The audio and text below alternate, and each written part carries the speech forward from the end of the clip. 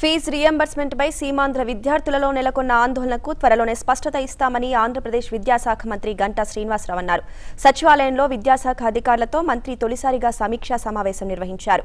Private పాఠశాలలకు దీటుగా ప్రభుత్వ పాఠశాలను తీర్చిదిద్దుతామన్నారు. ఏపీలో జాతీయ విద్యాసంస్థలు నెలకొల్పడానికి కేంద్రంతో చర్చించనున్నట్లు మంత్రి గంటా తెలిపారు. విద్యా వ్యవస్థలో నమూల మార్పులు తీసుకువస్తామని హామీ ఇచ్చారు. అలాగే ఎంసెట్ ఎగ్జామ్ మీద కూడా కొంత డిఫరెంట్ ఒపీనియన్స్ ఉన్నాయి. వీటన్నిటి మీద కూడా రేపు 18 ఛార్జ్ తీసుకున్న తర్వాత గౌరవ ముఖ్యమంత్రి గారితో కూడా మాట్లాడి మిగతా అధికారులతో కూడా మాట్లాడి వాటి మీద ఏ విధంగా ముందుకెళ్లాలని దాని మీద చర్యలు తీసుకుంటా ఉన్నాం. ముఖ్యంగా ఈ ఎడ్యుకేషన్ వ్యవస్థలో ఒక సమూలంగా మార్పులు తేవాల్సిన అవసరం ఉంది.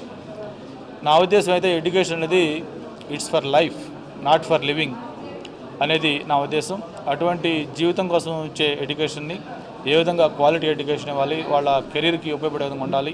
దేశంలోనే ఆంధ్రప్రదేశ్లో ఒక రోల్ మోడల్గా ఒక బెస్ట్ ఎడ్యుకేషన్ సిస్టమ్ ఆంధ్రప్రదేశ్లో ఉంది అనుకునే విధంగా దాన్ని తప్పకుండా తయారు చేయడం కోసం ఒక టీం లాగా అందరం కలిసి పనిచేస్తామని